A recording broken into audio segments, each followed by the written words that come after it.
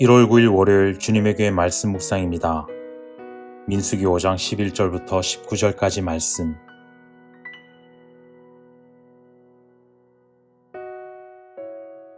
여호와께서 모세에게 말씀하여 이르시되 이스라엘 자손에게 말하여 그들에게 이르라. 만일 어떤 사람의 아내가 탈선하여 남편에게 시내를 저버렸고 한 남자가 그 여자와 동침하였으나 그의 남편의 눈에 숨겨 드러나지 아니하였고 그 여자의 더러워진 일에 증인도 없고 그가 잡히지도 아니하였어도 그 남편의 의심이 생겨 그 아내를 의심하였는데 그의 아내가 더럽혀졌거나 또는 그 남편의 의심이 생겨 그 아내를 의심하였으나 그 아내가 더럽혀지지 아니하였든지 그의 아내를 데리고 제사장에게로 가서 그를 위하여 보리가루 10분의 1 에바를 헌물로 드리되 그것에 기름도 붓지 말고 유향도 두지 말라. 이는 의심의 소재요 죄악을 기억나게 하는 기억의 소재라. 제사장은 그 여인을 가까이 오게 하여 여호와 앞에 세우고 토기에 거룩한 물을 담고 성막 바닥에 티끌을 취하여 물에 넣고 여인을 여호와 앞에 세우고 그의 머리를 풀게 하고 기억나게 하는 소재물 곧 의심의 소재물을 그의 두 손에 두고 제사장은 저주가 되게 할 쓴물을 자기 손에 들고 여인에게 맹세하게 하여 그에게 이르기를 내가 내 남편을 두고 탈선하여 다른 남자와 동침하여 더럽힌 일이 없으면 저주가 되게 하는 이 쓴물의 해독을 면하리라.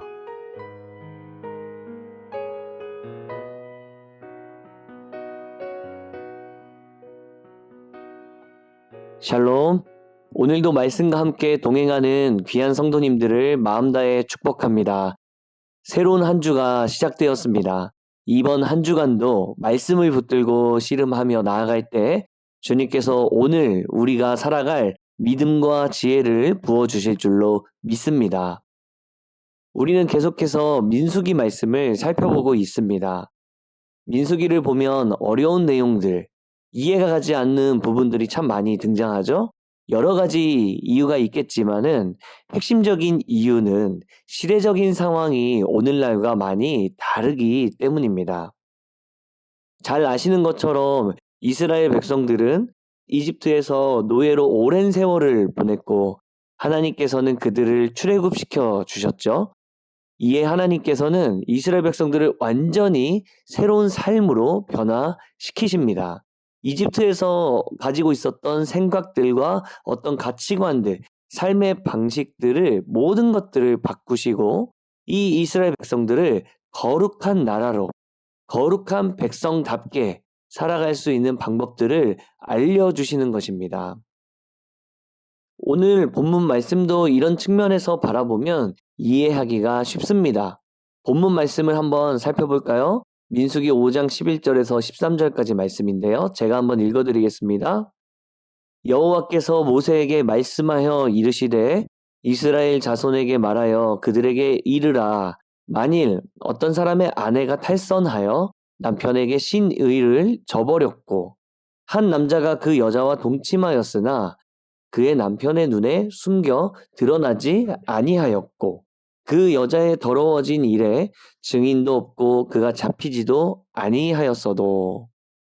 자, 여기까지 말씀은 한 남편의 아내가 다른 남자와 동침을 해서 신뢰를 잃어버렸을 때 또는 그 아내가 탈선을 했지만 남편이 그걸 몰랐을 때의 전제를 두면서 이야기를 시작하고 있죠. 그러고 나서 나오는 말씀이 14절, 15절 말씀입니다. 그 남편이 의심이 생겨 그 아내를 의심하였는데 그의 아내가 더럽혀졌거나 또는 그 남편이 의심이 생겨 그 아내를 의심하였으나 그 아내가 더럽혀지지 아니하였든지. 계속해서 읽어볼까요? 그의 아내를 데리고 제사장에게로 가서 그를 위하여 보리 가루 10분의 1 에바를 헌물로 드리되 그것에 기름도 붓지 말고 유향도 두지 말라. 이는 의심의 소재요 죄악을 기억나게 하는 기억의 소재라. 자, 여러분 어떠십니까? 이 부분이 잘 소화가 되십니까? 이 말씀들을 읽다 보면은 이런 생각이 들 수 있겠습니다. 만약에 진짜 아내가 남편에게 신뢰를 잃을 어떤 치명적인 잘못을 했다면 이런 복잡한 제사나 이런 과정들이 너무나도 필요하겠다. 보통 이런 생각을 할 수 있겠죠? 그런데 두 번째 드는 생각은 이겁니다. 아내가 잘못을 안 했는데, 아내가 잘못을 하지 않았는데도 남편의 의심이 있었다면 그 의심 하나 때문에 이런 복잡한 제사의 과정을 거쳐야 하는가? 이런 제사의 과정을 거치는 것이 아내가 설사 잘못을 했더라도 그 사람에게는 굉장히 수치스러운 일이 될 수 있지 않겠습니까? 그런데 잘못을 안 했는데도 남편의 의심 하나 때문에 이런 제사를 거쳐야 한다는 것이 과연 정당한 일일까? 우리가 살고 있는 시대에서는 이런 생각이 들 수 있더라는 것입니다. 사랑하는 여러분, 이 말씀이 품고 있는 진의가 무엇일까요? 정말 이 말씀 속에 담겨져 있는 의미는 무엇일까요? 하나님은 이 말씀을 통해서 어떤 것을 알려주기를 원하시는 것일까? 한마디로 오늘 말씀을 요약한다면 이렇게 말할 수 있겠습니다. 판단은 바로 하나님이 하시겠다는 것입니다.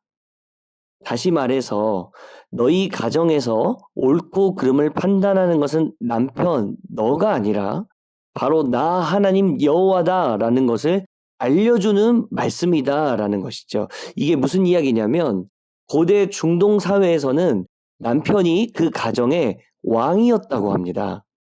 가부장적인 어떤 제도 정도가 아니라 남자가 그 집안에서 왕처럼 행동하고 자기 아내의 소유권을 가지고 있었기 때문에 자기 아내에게 잘하든지 잘하지 못하든지 그 어느 것도 잘못된 것이 하나도 없었더라는 것이죠.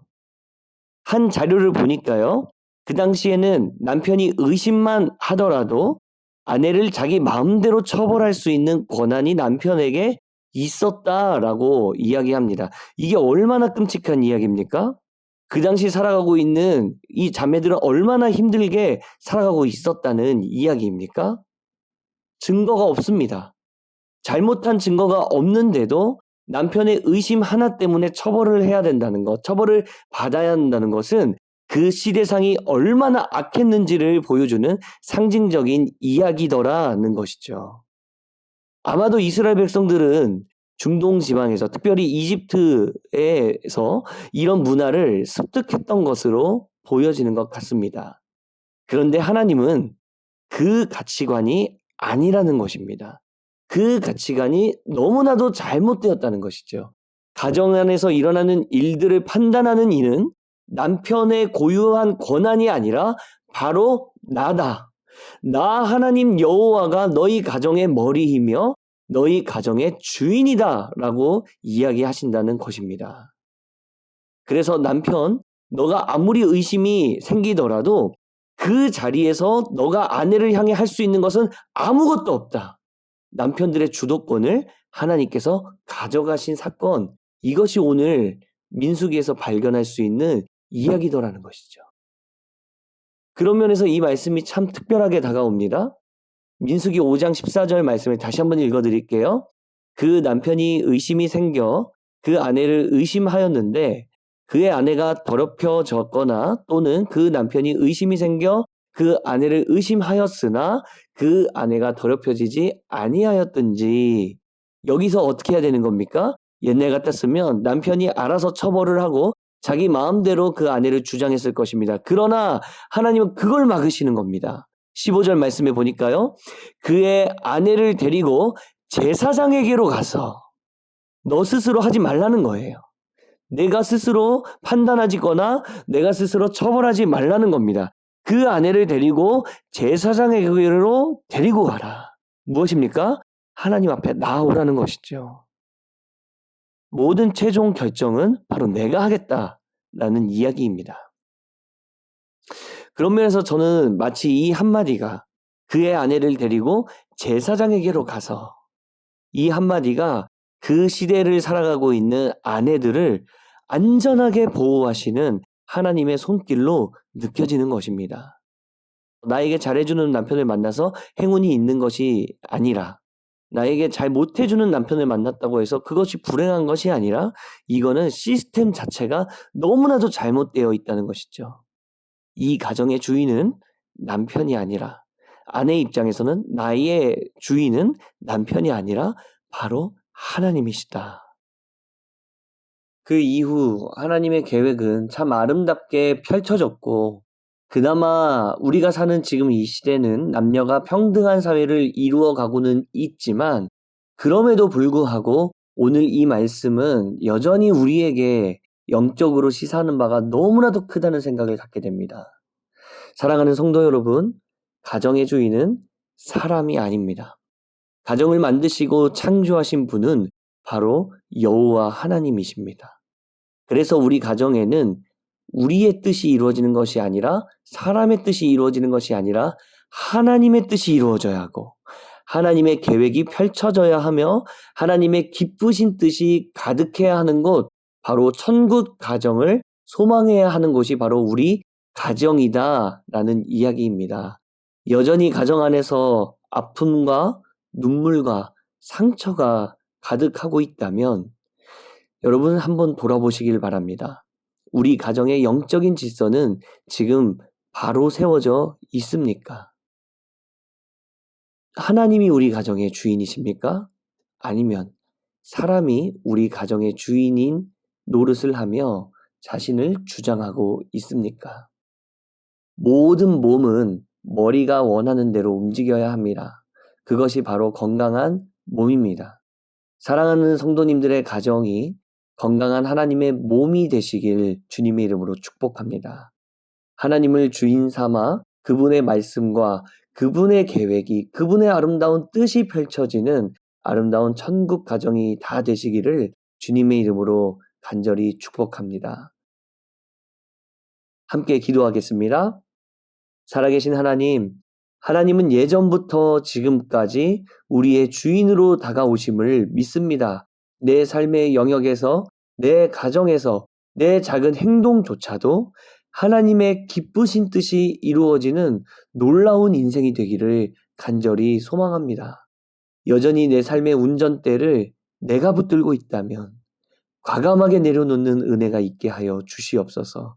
하나님께서 친히 내 삶을 인도하시고 기쁨으로 마음껏 내 삶을 주장하시는 그 은혜를 경험하는 우리의 인생, 우리의 가정 될 수 있도록 주님 역사하여 주시옵소서. 더 나아가 우리의 가정이, 우리의 직장이, 우리의 사회가, 우리의 교회가 주님을 머리로 모시는 거룩한 몸이 될 수 있도록 주님 역사하여 주시옵소서. 거룩하신 예수 그리스도의 이름으로 기도드립니다. 아멘. 오늘 우리에게 주신 말씀을 붙들고 그 말씀을 마음 가운데 깊이 묵상하며 특별히 오늘은 우리의 사랑하는 가정을 위하여서 함께 기도의 자리로 나아가도록 하겠습니다.